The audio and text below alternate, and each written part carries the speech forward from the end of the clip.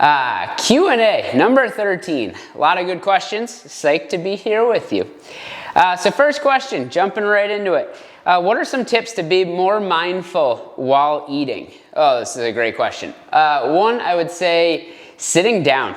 Definitely sitting down, not eating on the go. Drink a glass of water before you eat or while you're eating.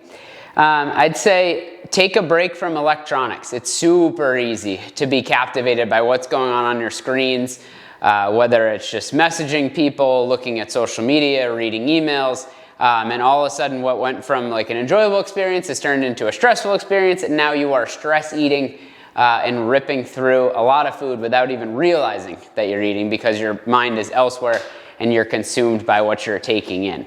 I'd also just check in with yourself, make sure you're not eating simply out of boredom.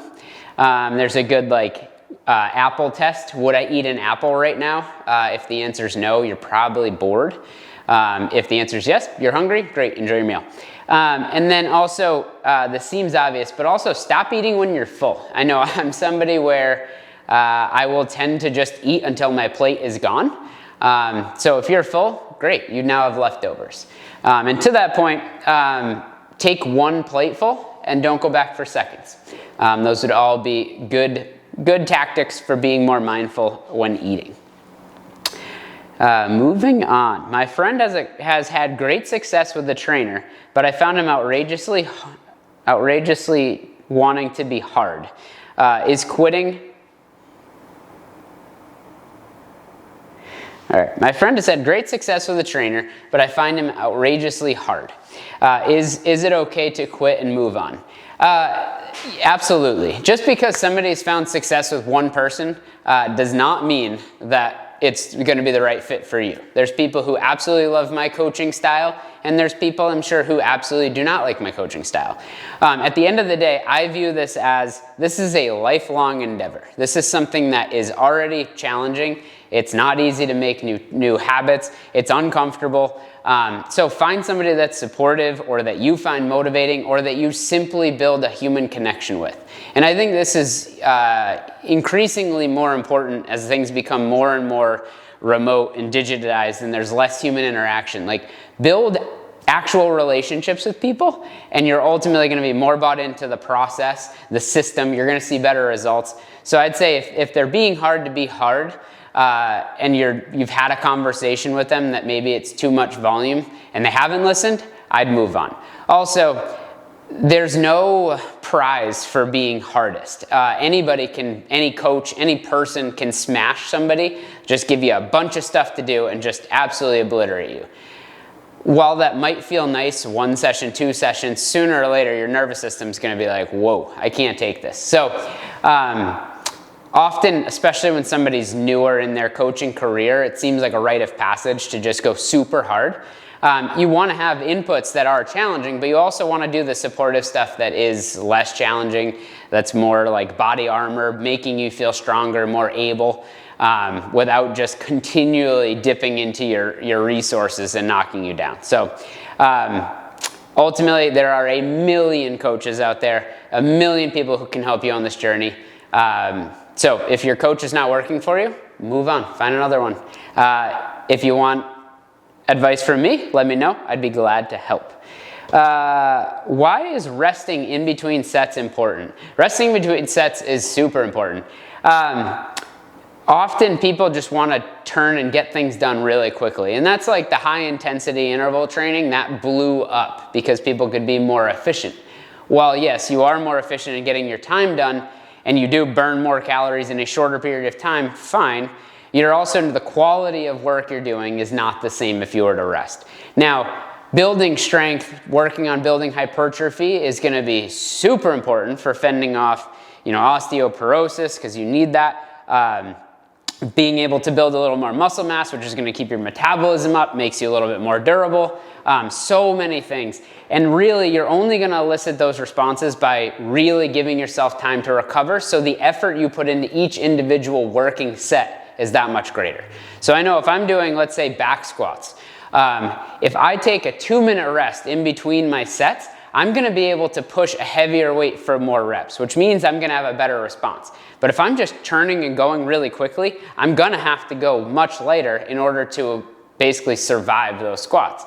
And therefore, the output that I'm gonna be able to achieve isn't as good. So when the focus is on moving well, or building strength, or building hypertrophy, muscle size, it's absolutely critical that you give yourself enough rest time in between.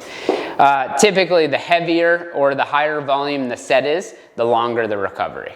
Also, conversely, like when you're warming up, I might do a set, I'll always do a set without an extra weight. So I'll hit that. Then basically the time it takes me to grab another weight, I'll be able to start moving, go a little heavier. You know, I'll take 30 seconds in between. And then as I get to my working sets, I'm gonna take more and more recovery time in between because it is critical.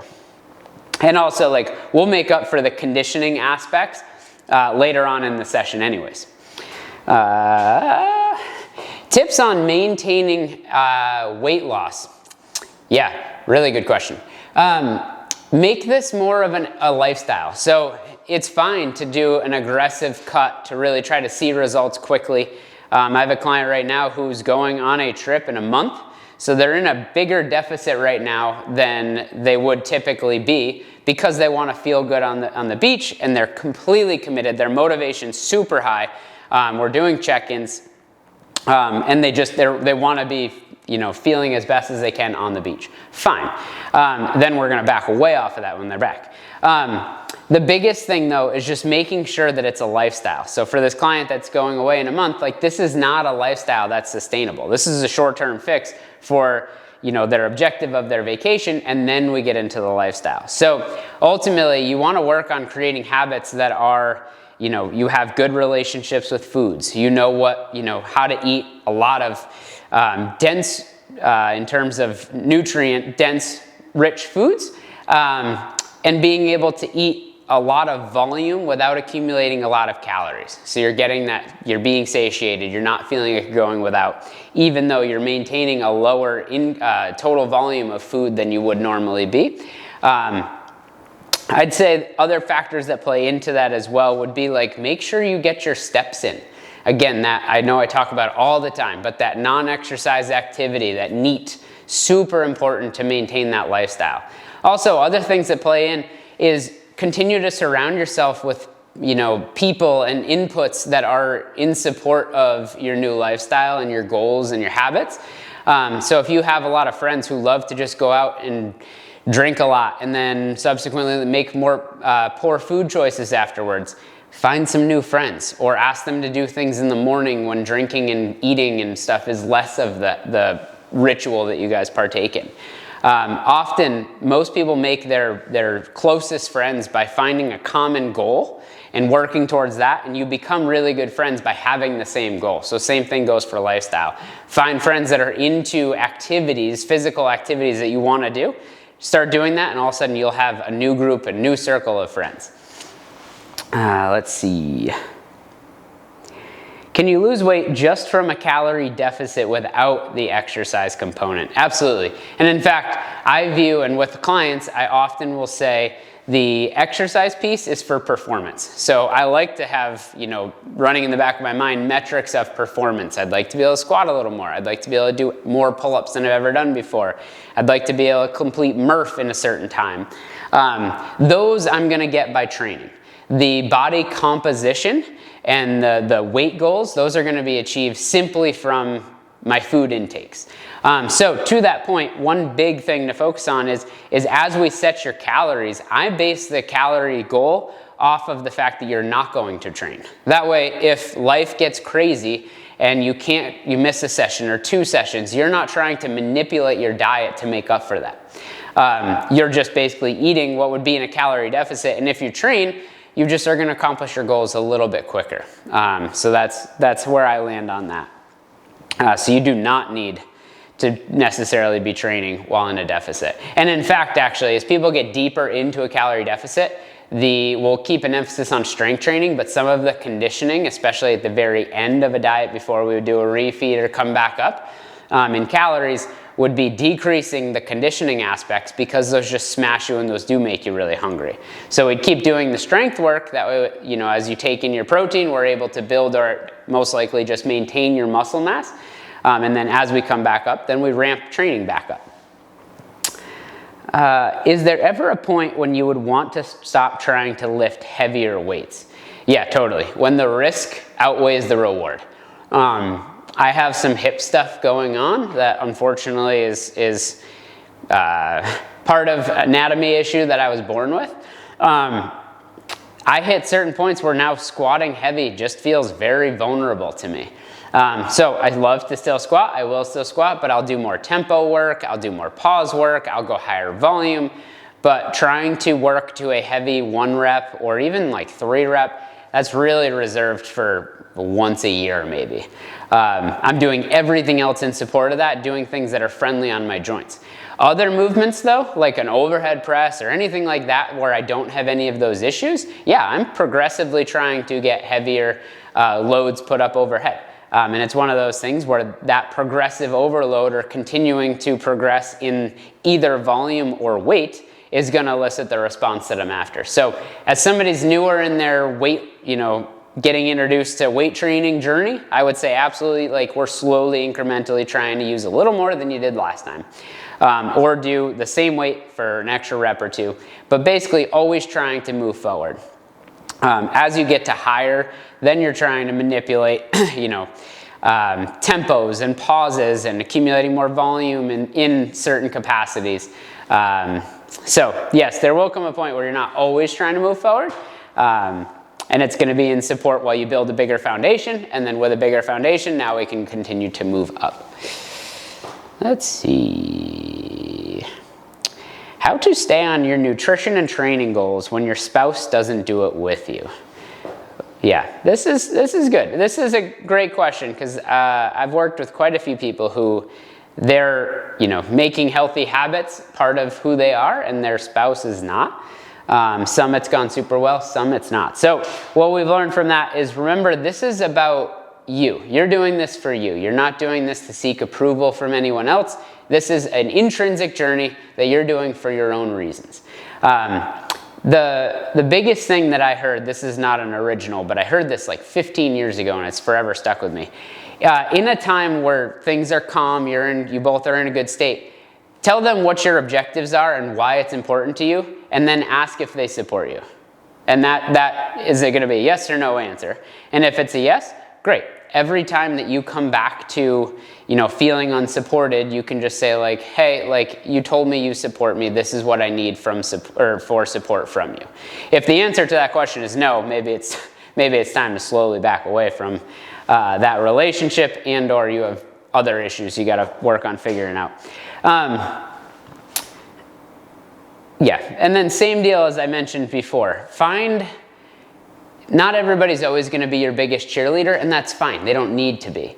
Often, you know, the people that we have in our lives are phenomenal in what we need for every other aspect of our life, but sometimes we have to find community or people who are on the same journey and the same path to actually understand, like, the trials and tribulations that you're going through while on this journey. So it might be that you find, you know, an online community during COVID to go through this. It might be that you go to the rock gym with a group of people that are on the same process. It might be that you know, see two friends that you haven't talked to in a long time, but you see that they're out walking. Meet up with them and go for a walk. It might be that you build a little bit more of a robust community that are doing what's important to you, and all of a sudden you'll have, you know, more support, and you won't necessarily need to lean on people who are less supportive.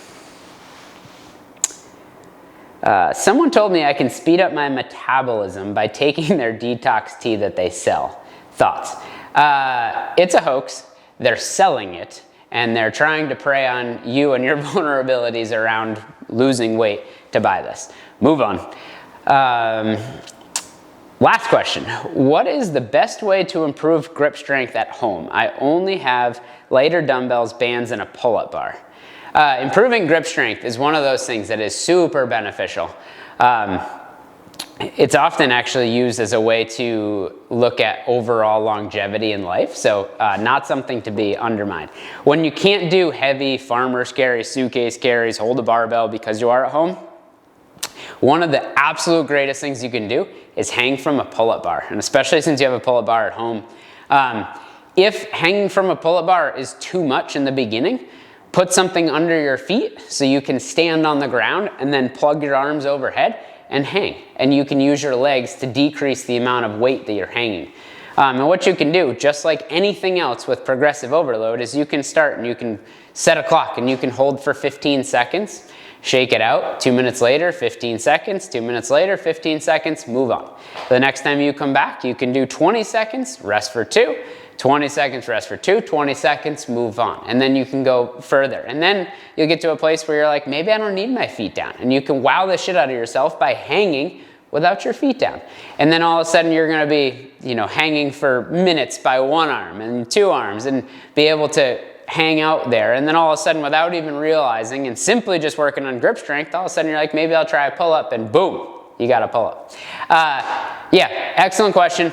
Hanging's phenomenal unless it elicits shoulder pain. If you feel like, this hurts. One thing to be uncomfortable, a lot of people, since we don't put our arms all the way overhead, you can get a little discomfort. Discomfort, I'm okay. Pain, like if you get out of the position, you're like, man, that really hurt. That's pain. I would not do this. Talk to me if that's you. But I would absolutely say use that pull-up bar to your advantage. Set intervals, work through it, or every time you go under, do a 5 to 30 second hang and just camp out and move on. Also, side note of that, enjoy the fact that it's gonna feel so good to put things overhead because your mobility is slowly gonna improve from being in that position so much. With that, we'll close there. Any questions? Keep them coming. Really nice to go over some new questions I haven't addressed. So please do keep them coming. I hope you're doing well. Thank you.